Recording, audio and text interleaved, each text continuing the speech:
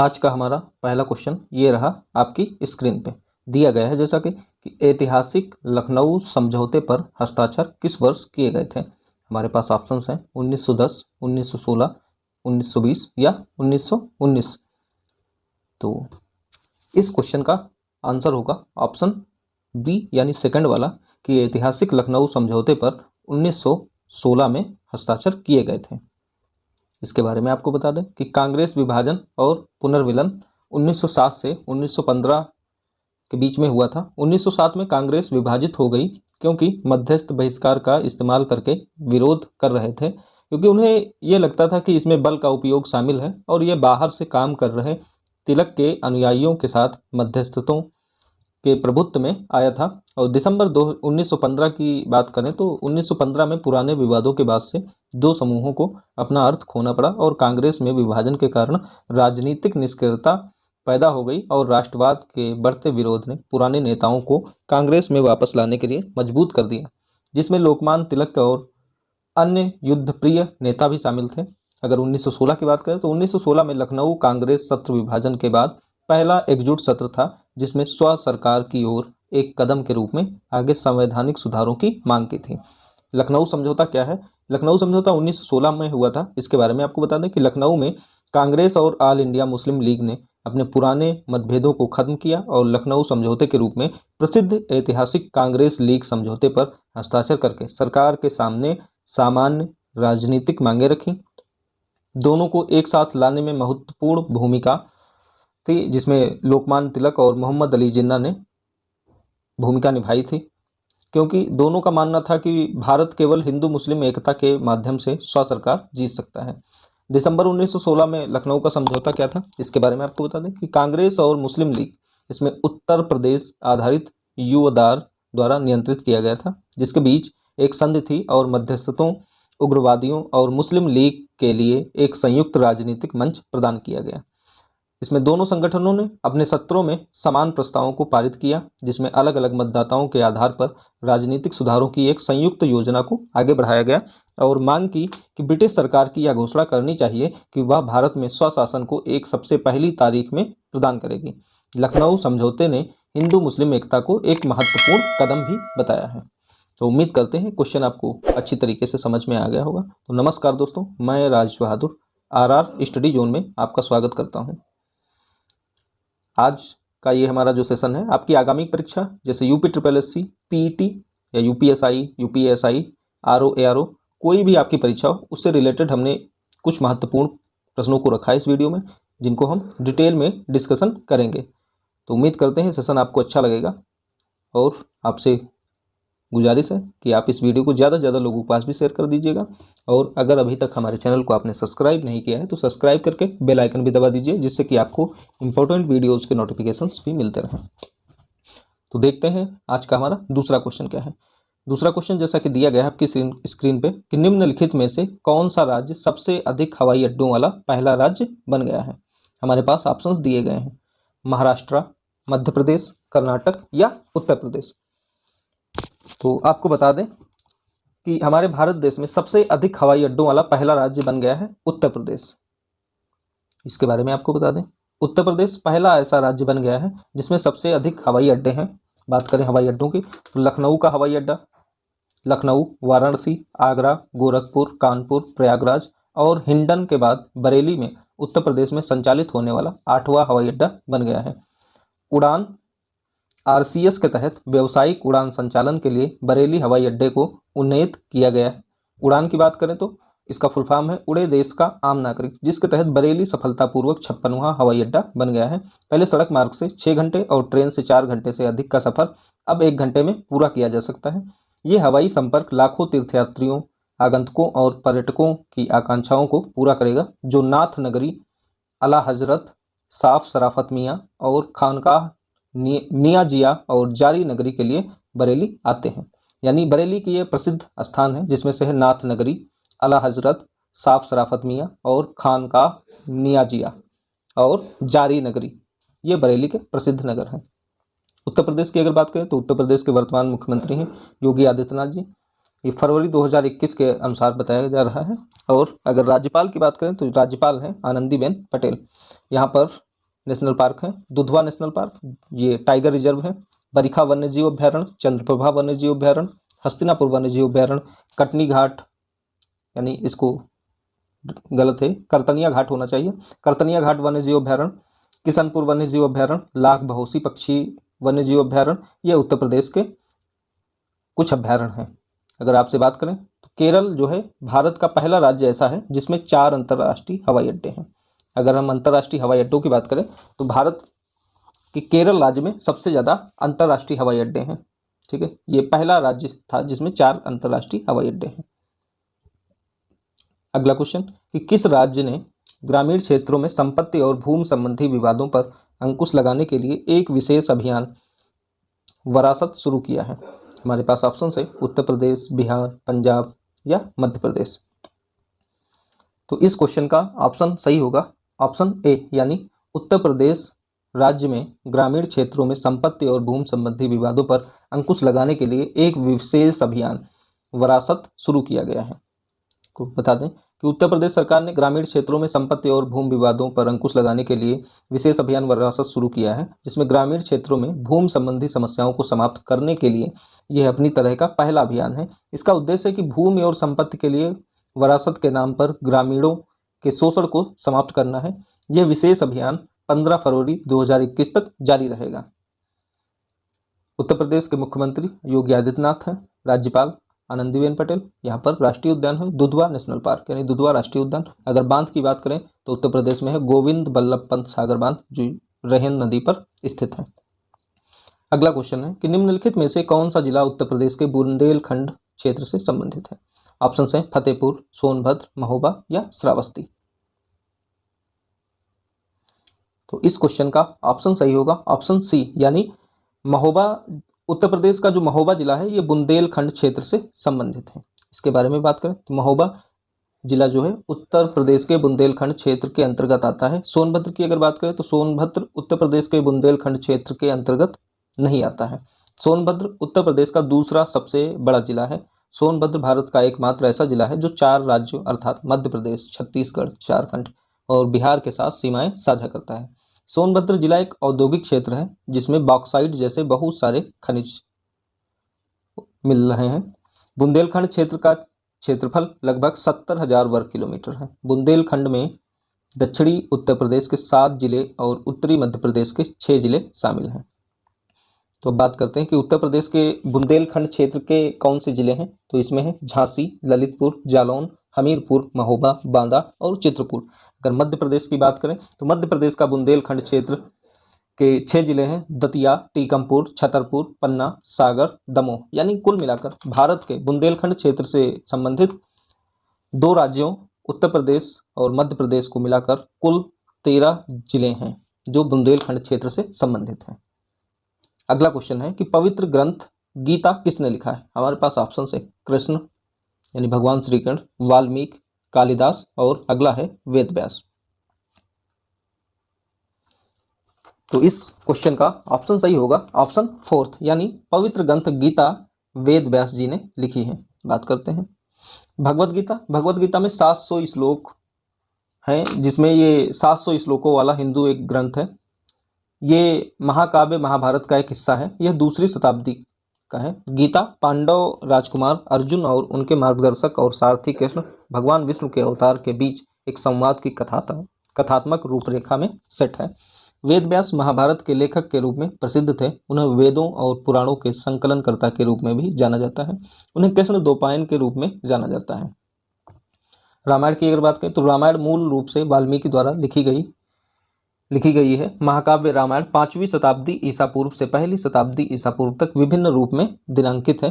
कालिदास की अगर बात करें तो कालिदास एक शास्त्रीय संस्कृत लेखक है जिन्हें अक्सर प्राचीन भारत का सबसे बड़ा नाटककार माना जाता है। उनका प्रसिद्ध नाटक अभिज्ञान शाकुंतलम था। अगर कृष्ण जी की बात करें तो कृष्ण जी हिंदू धर्म में एक प्रमुख देवता हैं। उन्हें विष्णु के 8वें अवतार के रूप में पूजा जाता है। कृष्ण जन्माष्टमी पर हिंदुओं द्वारा हर साल कृष्ण का जन्मदिन मनाया जाता है। अगला क्वेश्चन है कि भारत के पहले रक्षा मंत्री कौन थे? हमारे पास ऑप्शन है बलदेव सिंह, श्री जगजीवन राम, सरदार वल्लभ भाई पटेल या सी राजगोपालाचारी। ये हमारे पास ऑप्शंस दिए गए हैं। तो इस क्वेश्चन का ऑप्शन सही होगा ऑप्शन ए, यानी भारत के पहले रक्षा मंत्री की अगर बात करें तो ये हैं बलदेव सिंह। बलदेव सिंह, इनका कार्यकाल एज ए रक्षा मंत्री था 1902 से 1961 तक। ये स्वतंत्रता के बाद भारत के पहले रक्षा मंत्री थे, यानी 1902 में इनका जन्म हुआ था, इनकी मृत्यु 1961 में हुई थी। स्वतंत्रता के बाद भारत के पहले रक्षा मंत्री थे। वो 15/8/1947 से 13/5/1952 तक भारत के रक्षा मंत्री रहे थे। उनका जन्म 11 जुलाई 1902 को पंजाब के रोपड़ जिले के डुमन्ना गांव में एक सिख परिवार में हुआ था। वो एक उद्योगपति और राजनीतिक भी थे। अगर उनकी मृत्यु बात करें तो 1961 में उनकी मृत्यु हो गई थी। अगला क्वेश्चन है कि बंगाल का कौन सा स्वतंत्रता सेनानी ब्रिटिश सरकार द्वारा बंगाल विभाजन के खिलाफ खड़ा था? ऑप्शन है लाला लाजपत राय, बाल गंगाधर तिलक, बिपिन चंद्र पाल या इनमें से कोई नहीं।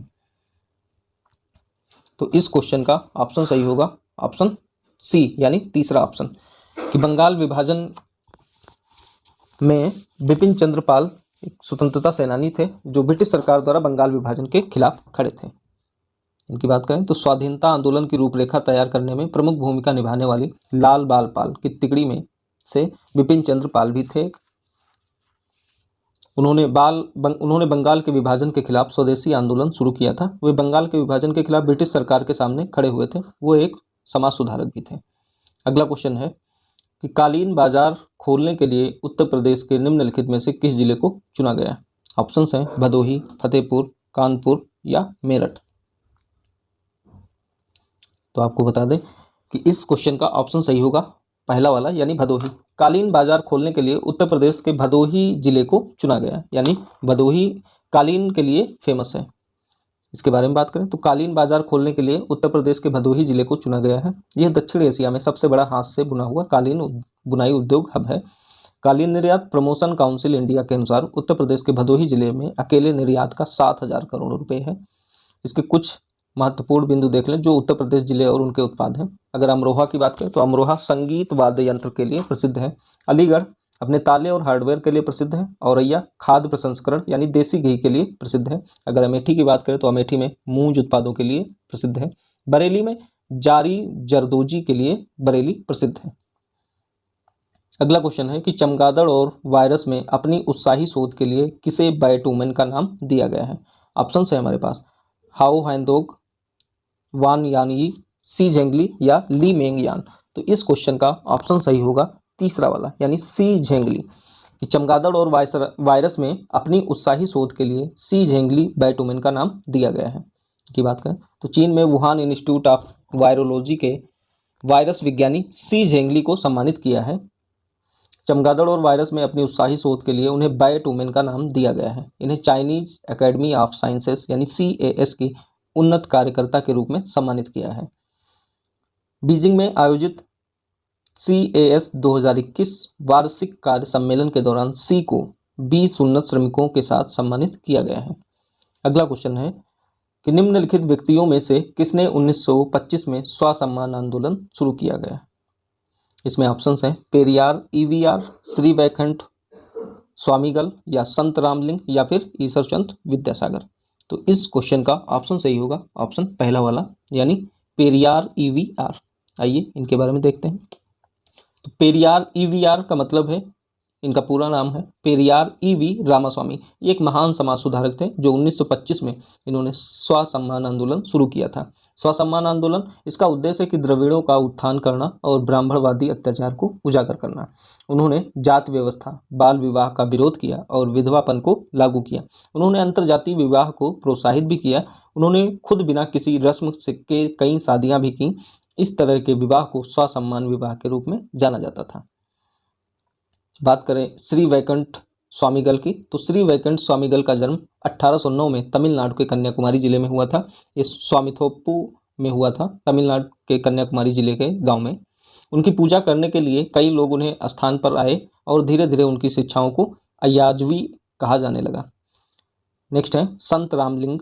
इनके बारे में अगर बात करें तो 1865 में उन्होंने एक जाति विहीन समाज की स्थापना के अपने आदर्शों के प्रचार के लिए समरसता, सुधा, सन्मार्ग संघ की स्थापना की। उन्होंने तिरु अरुतपा की रचना की। उनकी अन्य साहित्यिक कृतियों में मनु मुरी कांडा, वासगाम और जीव करुणयम शामिल हैं। उन्होंने 1872 में सत्य ज्ञान सभा का निर्माण शुरू किया। यह वडालूर में स्थित है। बात करें ईश्वर चंद्र विद्यासागर की, तो उन्होंने जेडी बेथ्यून को बेथ्यून स्कूल स्थापित करने में मदद की। वो बंगाल के एक समाज सुधारक थे। उन्होंने बाल विवाह पर विरोध भी किया है और विधवाओं का पक्ष लिया है। विधवा पुनर्विवाह अधिनियम 1856 द्वारा वैध किया गया था। अगला क्वेश्चन है कि रामभर स्तूप कहाँ है? ऑप्शन है लुम्बिनी, बेसनगर, कुशीनगर या सारनाथ। तो बात करें रामभर स्तूप की, तो रामभर स्तूप है उत्तर प्रदेश के कुशीनगर में।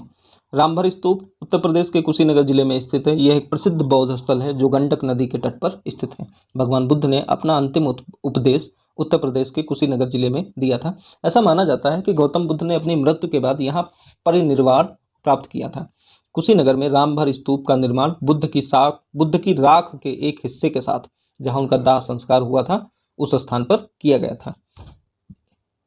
लुम्बिनी की अगर बात करें तो लुम्बिनी नेपाल के कपिलवस्तु जिले में स्थित है। यहाँ पर भगवान बुद्ध का जन्म लुम्बिनी में ही हुआ था। मौर्य राजा अशोक द्वारा बनवाया गया धमेख स्तूप सारनाथ में स्थित है, जो उत्तर प्रदेश के वाराणसी से 13 किलोमीटर दूरी पर स्थित है। कहा जाता है कि धमेख स्तूप उस स्थान को चिन्हित करता है जहां बुद्ध ने आत्मज्ञान प्राप्त करने के बाद अपने 5 शिष्यों को अपना पहला उपदेश दिया था। अगला क्वेश्चन है कि लीमा किसकी राजधानी है? ऑप्शन है हमारे पास माले, पेरू, बेरूत या मस्कट।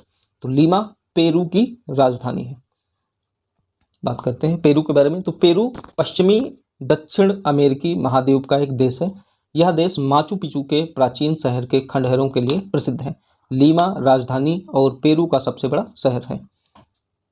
यानी लीमा राजधानी जो पेरू की राजधानी है, ये सबसे बड़ा शहर भी है। पेरू की राजधानी लीमा है और यहाँ की मुद्रा है सोल। मालदीव की अगर बात करें तो मालदीव की राजधानी है नर, यहाँ की मुद्रा है मालदीवियन रुफिया। लेबनान की राजधानी है बेरूत, यहाँ की मुद्रा है लेबनानी पाउंड। अगर ओमान की बात करें तो ओमान की राजधानी मस्कट, यहाँ की मुद्रा है ओमानी रसिया। अगला क्वेश्चन है कि भारत में बारूद का उपयोग सबसे पहले किसने किया था? हमारे पास ऑप्शन है अलाउद्दीन खिलजी, नवाब सिराजुद्दौला, शेर शाह सूरी और अगला ऑप्शन है बाबर। तो अगर बात करें भारत में बारूद का उपयोग सबसे पहले किसने किया था, तो इस क्वेश्चन का ऑप्शन सही हो जाएगा ऑप्शन 4, यानी भारत में बारूद का उपयोग सबसे पहले बाबर ने किया था। आइए इनके बारे में देखते हैं। बाबर, इनका कार्यकाल 1526 से 1530 ईस्वी तक था। भारत में मुगल शासन की नींव 1526 ईस्वी में बाबर ने रखी थी। उन्हें भारत पर हमला करने के लिए पंजाब के सूबेदार दौलत खान लोधी, इब्राहिम लोधी के चाचा आलम खान लोधी और राणा सागा ने आमंत्रित किया था। बाबर ने 21 अप्रैल 1526 को पानीपत की पहली लड़ाई में इब्राहिम लोधी को हराया और मुगल वंश की स्थापना की। 1527 में उन्होंने खानवा के मेवाड़ के राणा सागा को हराया था। 1528 में अगर बात करें तो 1528 में उसने चंदेरी के मेदिनी राय को हराया था और 1529 में घाघरा में मोहम्मद लोधी को हराया था। बाबर खुद को बादशाह का हकदार बनाने वाला पहला शासक था। उसकी जीत के कारण भारत में बारूद और तोपखानों की तेजी से लोकप्रियता हुई और कुषाणों के बाद वह काबुल और कांधार को भारतीय साम्राज्य में लाने वाला पहला व्यक्ति भी था। 1530 में अगर बात करें तो बाबर की मृत्यु आगरा के आराम बाग में 1530 में हो गई थी। उन्होंने तुगलुमा और फ्लैंकिंग पार्टी सिस्टम को अपनाया और भारत में बारूद और तोपखानों का उपयोग करने वाले पहले भी व्यक्ति बने। उन्होंने अपनी आत्मकथा तुझको बाबरी, जो तुर्की भाषा में है, लिखी थी। तुझके बाबरी का अनुवाद फारसी में बाबरनामा नाम से हुआ है, जो अब्दुल रहीम खान खाना द्वारा और अंग्रेजी में मैडम बेवरेज द्वारा किया गया था। उन्होंने दीवान, जो तुर्की भाषा में है, और मुबैयान, जो फारसी भाषा के शब्द हैं, इन 2 कविताओं का संकलन किया था। उन्होंने रिसाले उसाज या बाबर के पत्र भी लिखे हैं। बात करें अलाउद्दीन खिलजी की, तो अलाउद्दीन खिलजी ने दाग यानी घोड़े को दागना और चेहरा, जो सैनिकों की वर्णात्मक भूमिका से रिलेटेड है, इसकी प्रणाली शुरू की थी। उसने 1000 सुतुन, हौज खास और जमीयत खाना पोस्ट नामक 1000 स्तंभों का महल भी बनवाया और सिरी में अपनी राजधानी बनाई। अलाउद्दीन खिलजी ने सिकंदर सानी की उपाधि को अपनाया। नवाब सिराजुद्दौला की अगर बात करें तो नवाब सिराजुद्दौला के समय में ब्लैक होल त्रासदी हुई थी और प्लासी की लड़ाई रॉबर्ट क्लाइव और सिराजुद्दौला के बीच लड़ी गई थी। शेर शाह सूरी की अगर बात करें तो शेर शाह सूरी का असली नाम फरीद था। उसके समय में उसके समय के दौरान सिकंदरे गज का उपयोग करके भूमि को मापा गया था। अगला क्वेश्चन है कि उत्तर प्रदेश के किस जिले में कालिंजर का किला स्थित है? ऑप्शन है बांदा, फतेहपुर, ललितपुर या इनमें से कोई नहीं। तो आपको बता दें इस क्वेश्चन का ऑप्शन सही हो जाएगा ए ऑप्शन, यानी उत्तर प्रदेश के बांदा जिले में कालिंजर का किला स्थित है। आइए देखते हैं। कालिंजर उत्तर प्रदेश के बुंदेलखंड क्षेत्र में एक किला शहर है। कालिंजर उत्तर प्रदेश राज्य के बांदा जिले में स्थित है। यह खजुराहो के मंदिर शहर और विश्व विरासत स्थल के पास स्थित है। यह किला चंदेलों द्वारा बनाया गया है। कालिंजर के पास स्थित नीलकंठ मंदिर चंदेला शासक परमादित्य देव द्वारा बनाया गया था। अगला क्वेश्चन है कि भारत के संविधान का मूल दस्तावेज किसके मार्गदर्शन में दस्तकारी किया गया था? ऑप्शन है अवनींद्र नाथ टैगोर, रविन्द्रनाथ टैगोर, विनोद बिहारी मुखर्जी या नंदलाल बोस। तो इस क्वेश्चन का ऑप्शन सही हो जाएगा फोर्थ, यानी भारत के संविधान का मूल दस्तावेज नंदलाल बोस के मार्गदर्शन में दस्तकारी किया गया था। आइए इनके बारे में अगर बात करें तो मूल संविधान की पुस्तक शांति निकेतन के कलाकारों द्वारा नंदलाल बोस के मार्गदर्शन में तैयार की गई थी। प्रत्येक पृष्ठ में कुछ कलाकृति थी और हिंदी और अंग्रेजी में सुलेख प्रेम बिहारी नारायण रायजादा द्वारा किया गया था। संविधान को देहरादून में प्रकाशित किया गया था और भारत के सर्वेक्षण द्वारा प्रकाश असमलिखित किया गया था। यह संसद में हीलियम से भरे बक्से में संरक्षित है। कलाकार नंदलाल बोस ने भारत के संविधान के पन्नों पर कला को जोड़ने की पहल की थी। भारतीय संविधान विश्व का सबसे लंबा संविधान है। वर्तमान में इसमें 12 अनुसूचियां, 25 भाग, 470 अनुच्छेद हैं। भारतीय संविधान में कुछ महत्वपूर्ण उधार भी हैं, यानी कुछ महत्वपूर्ण चीज़ें जो दूसरे देशों से ली गई हैं, जिसमें जनहित याचिका संयुक्त राज्य अमेरिका से ली गई, मौलिक अधिकार संयुक्त राज्य अमेरिका से लिए गए हैं, आपातकाल जर्मनी से लिया गया है, पंचवर्षीय योजना सोवियत संघ से लिया गया है और नागरिकता की अगर बात करें तो नागरिकता ब्रिटेन से ली गई है। अगला क्वेश्चन है कि फरवरी 2021 में प्रधानमंत्री नरेंद्र मोदी ने किस राज्य में चित्तौरा झील के महाराजा सुहेलदेव स्मारक और विकास कार्य का शिलान्यास करेंगे? ऑप्शन है उत्तर प्रदेश, बिहार, गोवा या मध्य प्रदेश। तो इस क्वेश्चन का ऑप्शन सही हो जाएगा ऑप्शन ए, यानी फरवरी 2021 में प्रधानमंत्री मोदी ने उत्तर प्रदेश राज्य में चित्तौरा झील के महाराजा सुहेलदेव स्मारक और विकास कार्य का शिलान्यास करेंगे। बता दें कि प्रधानमंत्री मोदी 16 फरवरी 2021 को उत्तर प्रदेश के बहराइच में महाराजा सुहेलदेव स्मारक और चित्तौरा झील के विकास कार्यों का शिलान्यास करेंगे। यह आयोजन महाराजा सुहेलदेव की जयंती के अवसर पर मनाया जा रहा है। पूर्ण परियोजना में महाराजा सुहेलदेव की एक घुड़सवार प्रतिमा की स्थापना और कैफेटेरिया, गेस्ट हाउस और बच्चों के पार्क जैसी विभिन्न पर्यटक सुविधाओं का विकास शामिल होगा। उत्तर प्रदेश में अगर जिलों की बात करें तो उत्तर प्रदेश में कुल जिले हैं 75, यानी 75। अगर आपसे पूछ लिया जाए कि चित्तौरा झील उत्तर प्रदेश में कहाँ पर स्थित है, तो चित्तौरा झील उत्तर प्रदेश के बहराइच जिले में स्थित है। अगला क्वेश्चन है कि उत्तर प्रदेश में इनमें से किस वर्ष ऑपरेशन ग्रीन की शुरुआत की गई थी? हमारे पास ऑप्शन हैं सन 2000, 2001, 2009 या उत्तर प्रदेश में सन 2001 में ऑपरेशन ग्रीन की शुरुआत हुई थी। ऑपरेशन ग्रीन की शुरुआत उत्तर प्रदेश में वर्ष 2021 में हुई थी। इसे उत्तर प्रदेश में वन आवरण बढ़ाने के उद्देश्य से लॉन्च किया गया था।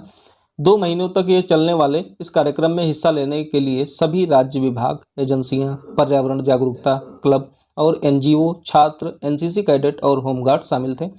1.98 करोड़ पौधे लगाने का लक्ष्य 2.98 करोड़ पौधे लगाने से बहुत अधिक था। ऑपरेशन ग्रीन फिर से वर्ष 2007-08 में शुरू हुआ था। इसे मायावती सरकार ने लॉन्च किया था। उत्तर प्रदेश की अगर बात करें तो उत्तर प्रदेश की राजधानी है लखनऊ। यहाँ पर जिलों की संख्या है 75। अगर राजकीय पशु की बात करें तो राजकीय पशु यहाँ का बारहसिंघा और राजकीय पक्षी है सारस क्रोन। अगला क्वेश्चन है कि जनवरी 2021 में किस राज्य के मुख्यमंत्री ने स्ट्रॉबेरी महोत्सव का उद्घाटन किया? हमारे पास ऑप्शन हैं उत्तर प्रदेश, हरियाणा, मध्य प्रदेश या बिहार। तो आपको बता दें कि स्ट्रॉबेरी महोत्सव का उद्घाटन उत्तर प्रदेश में किया गया था।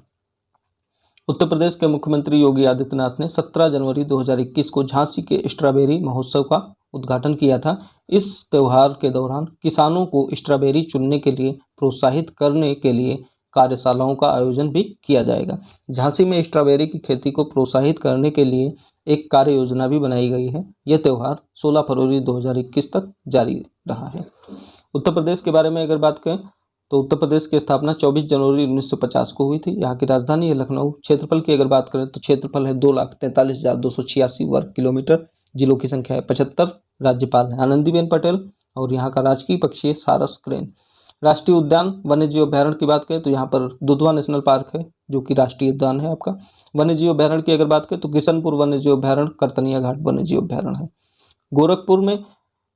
गोरखपुर रेलवे स्टेशन भारत का सबसे लंबा प्लेटफार्म है जिसकी लंबाई है 1366 मीटर जो 2013 से है। अगला क्वेश्चन है कि निम्नलिखित में से कौन सी सुविधा सबसे उपयुक्त रूप से भारत में गणतंत्र के विचार को दर्शाती है। ऑप्शन है हमारे पास, चुनाव पंचायत स्तर पर आयोजित किए जाते हैं। नंबर 2, भारत का राष्ट्रपति एक निर्वाचित व्यक्ति है। नंबर 3, वास्तविक शक्ति भारत के प्रधानमंत्री के हाथों में होती है। या फिर भारत में सार्वभौमिक वयस्क मताधिकार है।